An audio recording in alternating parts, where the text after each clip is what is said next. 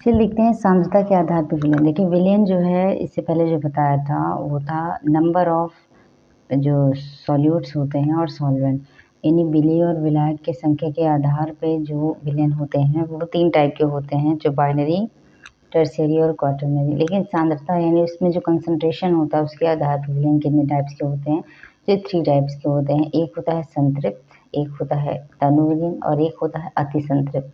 अब संतृप्त विलयन यानी सैचुरेटेड जो सॉल्यूशन होता है वो क्या होता है। देखिए एक एग्जांपल लेते हैं, अगर आप पानी लेते हैं और उसमें चीनी को घोलना शुरू करते हैं तो धीरे धीरे घोलते घोलते घोलते जाइए, चीनी डालते जाइए, घोलते जाइए, चीनी डालते जाइए। एक टाइम ऐसा जाएगा जब चीनी घुलना बंद हो जाती है, ये रुक जाती है। ऐसी स्थिति में उस विलयन को सांद्र विलयन कहते हैं। ठीक है। अब इसमें जो दूसरी कंडीशन आ जाती है सेम इसी के लिए कि अति संतृप्त क्या होता है, तो संतृप्त के बाद की जो कंडीशन होती है वो अति संतृप्त में आ जाती है, उसको आगे बताएंगे। आप ये जानिए कि संतृप्त जो होता है, संतृप्त विलयन ऐसे विलयन को कहते हैं जिसमें जो विलय होता है वो घुलना बंद हो जाता है और उस कंडीशन में विलयन को संतृप्त कहा जाता है। ठीक। और ये काफ़ी गाढ़ा होता है, जैसे आप एग्जाम्पल में देख लीजिए तो चाशनी। अब तनु विलयन का क्या एग्जाम्पल होता है जिसको हम कहते हैं डाइल्यूट, इसको कहते हैं सैचुरेटेड। डाइल्यूट जो होती है इसमें विलय की जो मात्रा होती है या सांद्रता होती है ये कम होती है। अगर आप एक गिलास पानी लीजिए और उसमें 1 चम्मच आप चीनी मिला देते हैं तो ऐसी स्थिति में जो विलयन होगा वो तनु होगा, यानी विलय हमें जो घोल रहे हैं हम जिस चीज़ को, उसकी जो मात्रा है वो कम होनी चाहिए, तब वो क्या हो जाता है, ऐसी स्थिति में उस विलयन को डाइल्यूट सॉल्यूशन या तनु विलयन कहते हैं।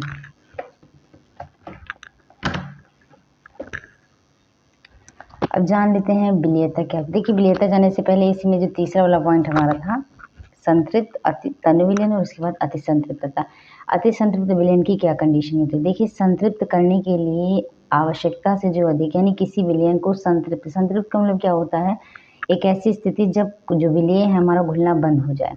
जब वो घुलना बंद हो जाए तो ऐसी स्थिति में उसको संतृप्त विलयन कहते हैं, और उसके अतिरिक्त अगर आप उस पर विलय डालते हो तो उसको अति संतृप्त विलयन कहते हैं। इसमें होता ये है कि आप जैसे घोल रहे हो उस चीज़ को, विलय को घोल रहे हो तो वो घुलती जाएगी और दूसरी तरफ जो है इसके क्रिस्टल बनने लगते हैं, यानी वो अलग होता जाएगा। एक तरफ घुलेगी दूसरी तरफ वो क्रिस्टल के रूप में अलग हो जाएगी। तो ऐसी कंडीशन में जो क्या होता है, विलयन कैसा हो जाता है, अति संतृप्त हो जाता है। यानी संतृप्त से अधिक मात्रा अगर आप विलय की डाल देते हैं तो जो सोल्यूशन होगा, जो विलयन होगा वो सुपर सैचुरेटेड या अति संतृप्त विलयन कहलाता है। अब इसी में एक पॉइंट जान लेते हैं कि विलेयता क्या होती है। देखिए सांद्रता के आधार पर 3 विलयन होते हैं, संतृप्त, तनु और अति संतृप्त। अगर आप एग्जाम्पल में ही देख लीजिए, मान लीजिए एक सॉल्यूशन ले लेते हैं और उसमें क्या करते हैं, एक सॉल्यूशन ले लेते हैं या आप ऐसे मान लीजिए एक गिलास चीनी ले लेते हैं, सॉरी एक गिलास पानी ले लेते हैं और उसमें थोड़ी सी चीनी की मात्रा डालते हैं और उसको घोल रहे हैं तो वो घुल रही है, तो ऐसी स्थिति में उसको तनु विलयन कहेंगे। घुलते जाइए, चीनी डालते जाइए, घुलते जाइए, एक ऐसी स्थिति आ जाएगी जब चीनी घुलना बंद हो जाएगी तो इस स्थिति में संतृप्त कहेंगे। और उसके बाद यानी विलयन जब संतृप्त हो जाएगा उसके बाद भी अगर आप उसमें चीनी डालते हो तो वो अति संतृप्त हो जाएगा। अति संतृप्त में ये होता है कि एक तरफ तो आपकी चीनी घुलेगी, दूसरी तरफ क्या होगा, उसके क्रिस्टल बनने लगते हैं। तो ऐसी स्थिति में उसको अति संतृप्त कहते हैं। अब विलेयता क्या होती है। विलेयता यानी सॉल्युबिलिटी। सॉल्युबिलिटी जो होती है ये विलेय की होती है कि कोई विलेय किसी विलयन में कैसे घुलता है, उसकी जो कैपेसिटी है वो क्या है। तो अगर डेफिनेशन की बात की जाए तो किसी पदार्थ की वह मात्रा जो निश्चित ताप पर 100 ग्राम विलायक को संतृप्त करने के लिए आवश्यक है, पदार्थ की विलेयता कहलाती है।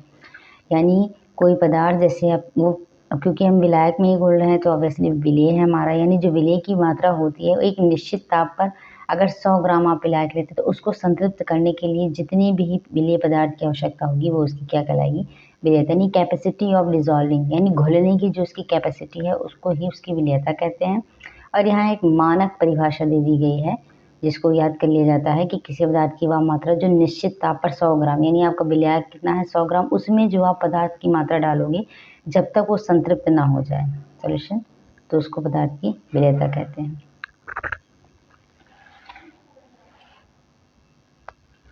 अब इसमें इम्पोर्टेंट क्या होता है, विलेयता प्रभावित करने वाले कारक, यानी विलेयता को प्रभावित, यानी जो आप विलेय घोल रहे हो उसकी जो विलेयता है उसके कारक कौन से हैं जो उसको प्रभावित करते हैं। देखिए अगर आप उसको जो विलयन में विलेय मिला रहे हो, विलायक में अगर कोई विलेय मिला रहे हो तो उसमें क्या होता है, 2 कंडीशन बन जाते हैं ताप के, यानी टेम्परेचर अगर आप देते हो तो एक स्थिति ये होती है कि आपकी विलेयता क्या होगी, बढ़ेगी, ठीक। दूसरी कंडीशन ये होती है कि कुछ ऐसे भी विलेय पदार्थ होते हैं जिनकी घटती है, विलेयता घटती है, यानी वो घुलना कम कर देते हैं, और कुछ ऐसे पदार्थ होते हैं जो घुलना बढ़ा देते हैं। कम करने के देखिए, जो बढ़ने वाली स्थिति होती है तो नॉर्मली होती है, जैसे अगर आप चीनी और पानी को मिला रहे हो, उसको टेम्परेचर आप दे दोगे तो चीनी और तेज़ी से घुलने लगती है, तो यहाँ पे वो बढ़ रही होती है, उसकी विलेयता बढ़ रही है, यानी उसकी घुलनशीलता बढ़ रही होती है।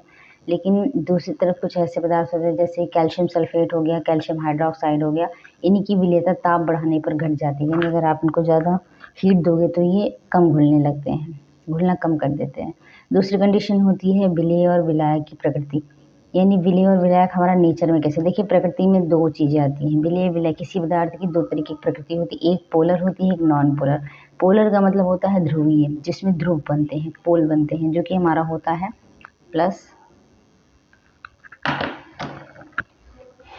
जो कि हमारा होता है प्लस और माइनस, ठीक है। जो हमारे 2 पोल बनते हैं, एक होता है प्लस और एक माइनस। तो अगर आपका विलेय पोलर है, जैसे NaCl, तो ये पोलर वाले में आसानी से घुलेगा, जैसे मान लीजिए H2O।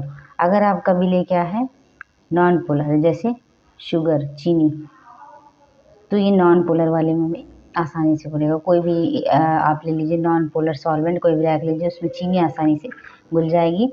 और जो पोलर वाले होते हैं, जैसे जिनमें पोल बनते हैं, वो पोलर वाले में ही ज़्यादा घुलते हैं, यानी पोलर विलेय अगर आपका है और आपका पोलर सॉल्वेंट है तो इनकी जो विलेयता है ये ज़्यादा होगी।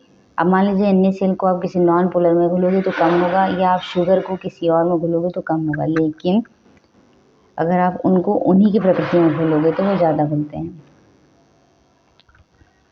अब तीसरी कंडीशन आती है विलेय के कणों की आकार, यानी जिस पदार्थ को आप घोल रहे हो उसके आकार कैसे हैं। देखिए इसमें एक प्रैक्टिकली है कि जो छोटे कण होते हैं जिनके, वो जल्दी घुलते हैं बजाय बड़े कणों के। आप ऐसे ही देख लीजिए, मान लीजिए आप चीनी लेते हो और एक गिलास में चीनी आप घोल रहे हो एक तरफ, और दूसरी तरफ आप नमक घोल रहे हो, तो नमक जल्दी घुलता है बजाय चीनी की। वजह क्या होती है कि जो नमक होता है उसके कण के आकार छोटे होते हैं। मतलब अगर आप चीनी को कंपैरिजन में लोगे तो जो चीनी के कणों के आकार होते हैं वो बड़े होते हैं, और सॉल्ट के, जो नमक के आकार होते हैं, वो छोटे होते हैं। तो इसका मतलब विलेय के कणों के आकार अगर छोटा है, विलेय के कण छोटे हैं तो इसकी विलेयता भी ज़्यादा होती है, विलेय के कण बड़े हैं तो उसकी विलेयता कम होती है, मतलब मोर देन छोटे वाले से, ठीक है। दूसरा आता है समायन प्रभाव। अब समायन प्रभाव क्या होता है इसको जान लेते हैं। देखिए जैसे मान लीजिए आपका विलेय है AgCl, ठीक। AgCl को जो है आप 2 चीज़ों में घोलिए, एक आप NaCl में घोल दीजिए, दूसरा आप H2O, यानी जो हमारा जल होता है H2O, इसमें घोल दीजिए। तो इसमें ये होता है कि AgCl NaCl में कम घुलता है, लेकिन AgCl H2O में ज़्यादा घुलता है। वजह ये होती है कि AgCl जब NaCl में घुलता है तो Cl इसका और इसका Cl समायन प्रभाव लगा देते हैं, जिसकी वजह से इनकी विलेयता कम हो जाती है। लेकिन AgCl H2O में घुलता है तो इनका कोई भी समायन प्रभाव नहीं लगता है, तो इसकी विलेयता इसमें ज़्यादा हो जाती है।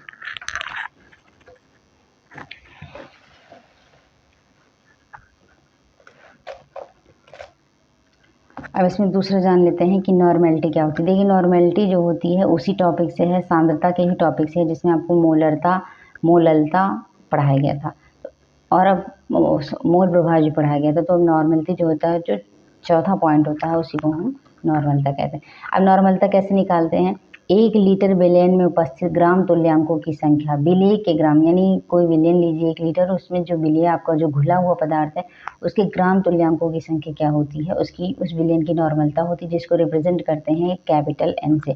कैपिटल N इक्वल टू होता है विलेय के ग्राम तुल्यांक बटे विलयन का आयतन लीटर में। अब ग्राम तुल्यांक कैसे निकालते हैं, ग्राम तुल्यांक निकालने के लिए हमें चाहिए होता है विलेय का भार बटे उसका तुल्यांकी भार। अब तुल्यांकी भार क्या होता है, तुल्यांकी भार भी हम निकालते हैं अणु भार बटे क्षारकता या अम्लता। अब एक एग्जांपल समझ लेते हैं कि कैसे। देखिए मान लीजिए एक एग्जांपल लेते हैं, 4 ग्राम NaOH को जल में घोलकर विलयन का कुल आयतन 250 ml कर दिया गया, विलयन की नॉर्मलता बताइए। यानी विलयन का आयतन आपको 250 ml। यहाँ सबसे पहले नॉर्मलता का फार्मूला देखिए, विलेय के ग्राम तुल्यांक बटे आयतन।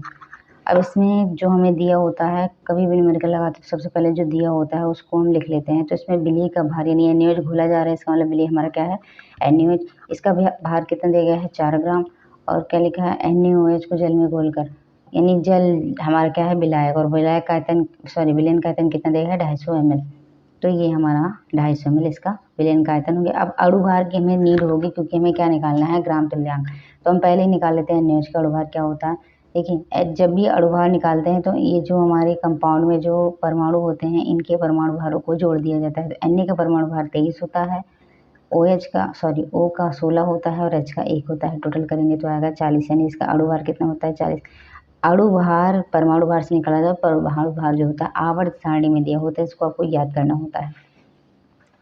अब देखिए ग्राम तुल्यांक कैसे निकालते हैं। सबसे पहले देखिए विलयन का आयतन आपको 250 ml मिल जाएगा और हमें चाहिए होता है लीटर में। तो सबसे पहले हम इसको लीटर में बदलेंगे, 250 भागे 1000 करेंगे और आ गया 0.25 लीटर। अब उसके बाद क्या होता है विलेय का ग्राम तुल्यांक निकालते हैं क्योंकि हमें यहाँ ग्राम तुल्यांक चाहिए होगा। ग्राम तुल्यांक का फॉर्मूला था भार बटे तुल्यांक की भार। भार कितना दिया गया है 4, भार कितना दिया गया है 4 और तुल्यांक की भार। अब तुल्यांक की भार निकालने के लिए यहाँ पे आते हैं। तुल्यांक की भार क्या था हमारा, फार्मूला था अणु भार बटे अम्लता या क्षारकता। देखिए अगर कोई क्षार होता है तो उसकी अम्लता देखते हैं और अम्ल होता है तो उसकी क्षारकता देखते हैं। अब अम्लता क्षारकता क्या होती है, नंबर ऑफ H और OH। अब यहाँ देखिए सोडियम है तो इसकी हम अम्लता देखेंगे जो कि होगी OH, उसका OH का नंबर। यहाँ OH केवल 1 है तो हम इसको 1 से भाग कर देंगे और इक्वल टू आ गया जो है 40। अब हमारा जो तुल्यांकी भार वो कितना है 40 और ये इसको हम भाग करेंगे तो कितना आएगा 1/10 यानी 0.1 के समथिंग आएगा 0.1। अब हम इसी को आगे फार्मूला रख देते हैं, यानी हमारा जो ग्राम तुल्यांक है वो कितना आया है 0.1 और जो हमारा आयतन आया है कितना है 0.25 लीटर। अब इसको भाग करते हैं। अब देखिए यहाँ पॉइंट से पॉइंट अगर इंक्रीज करते हैं तो ये हो जाएगा 10 और इसको टोटल आप भाग करोगे तो आएगा 0.4 तुल्यांक पर लीटर। ठीक है, तुल्यांक पर लीटर यानी ग्राम इक्विवेलेंट, इंग्लिश में इसको इक्विवेलेंट कहते हैं, तुल्यांक पर लीटर में आएगा। Thank you for watching.